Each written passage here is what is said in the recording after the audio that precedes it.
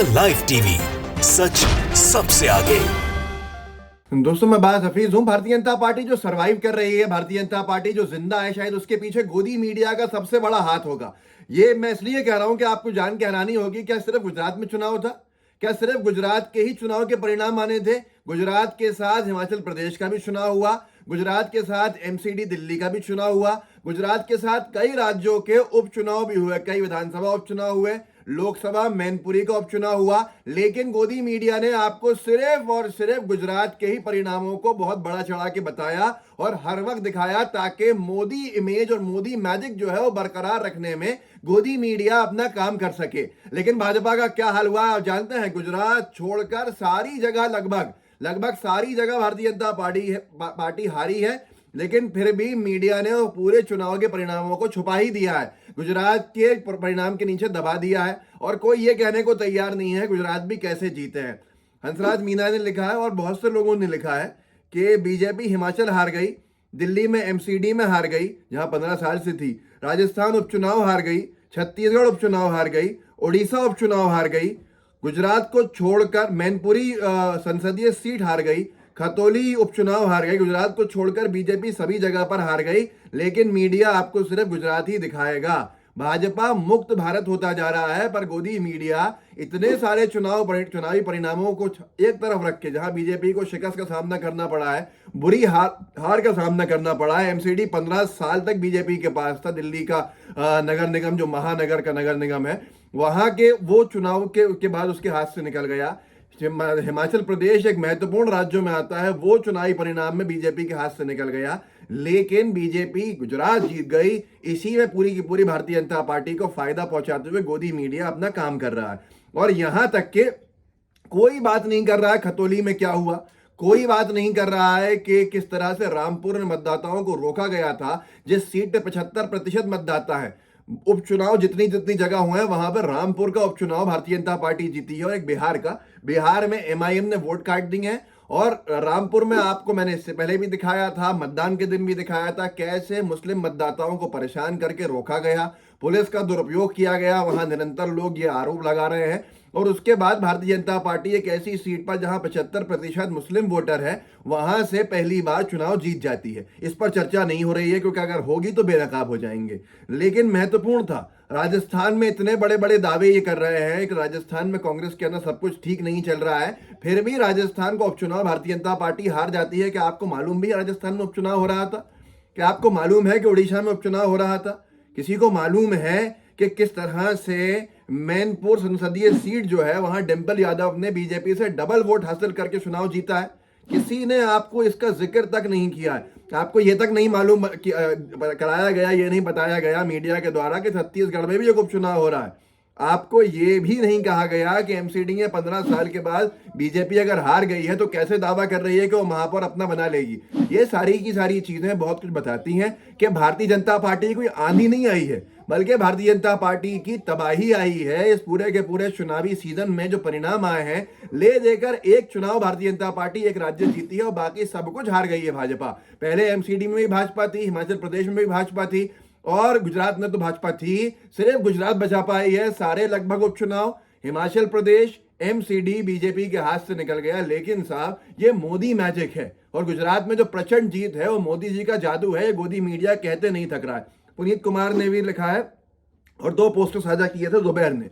ये दोनों के ऊपर अगर आप देखेंगे तो आपको समझ में आएगा गोदी मीडिया अपना काम कैसे करता है मोदी जी की छवि को बनाने के अंदर। पुनीत लिखते हैं, अमीश देवगन को देखिए, दिल्ली के एमसीडी चुनाव में नड्डा जी का पोस्टर चिपका रहे हैं, गुजरात इलेक्शन में मोदी जी का पोस्टर चिपका रहे हैं।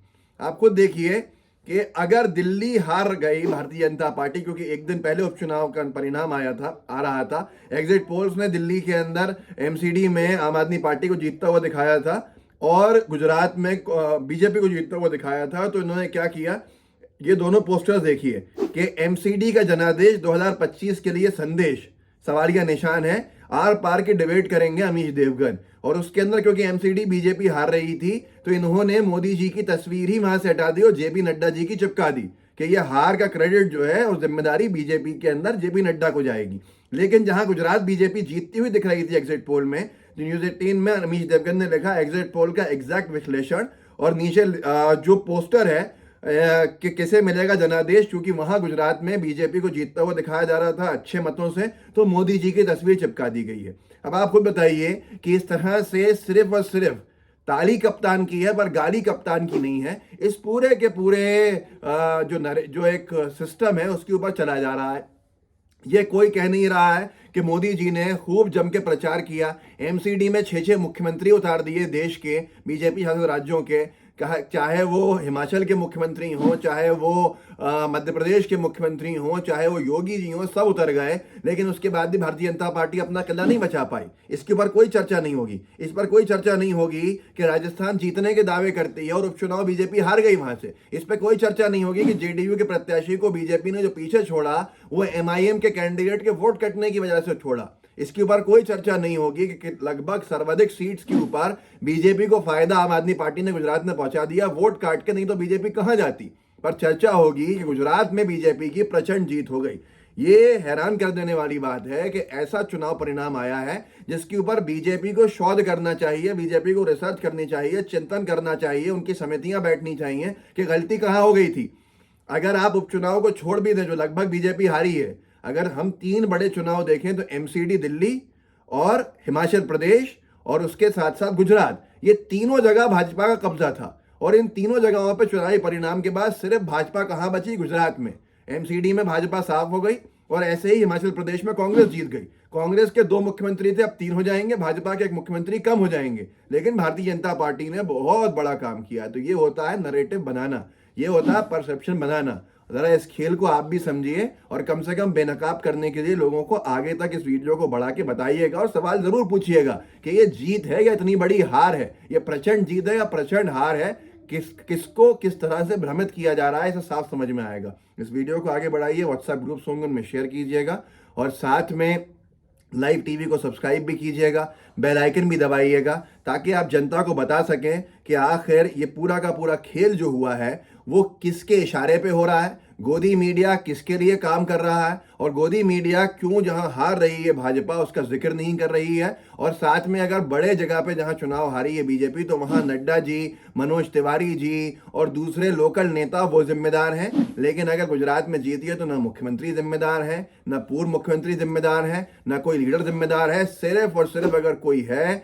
जिसको श्रेय जाता है तो गोदी मीडिया के हिसाब से मोदी जी को जाता है और हार का श्रेय जाता है जेपी नड्डा साहब और लोकल लीडर्स को। इस पूरे खेल को जब आप समझ जाएंगे तो आपको समझ में आ जाएगा कि हालात क्या है बीजेपी के वाकई में और क्या दिखाया जा रहा है। तो जरूर आगे फैलाइएगा इस वीडियो को, लोगों से सवाल भी कीजिएगा और लोगों से भी कहिएगा कि लोग इस वीडियो को आगे फैला के और पूछे सवाल कि आप हकीकत को जानते हैं या नहीं जानते। जय हिंद, जय भारत। द लाइव टीवी, सच सबसे आगे।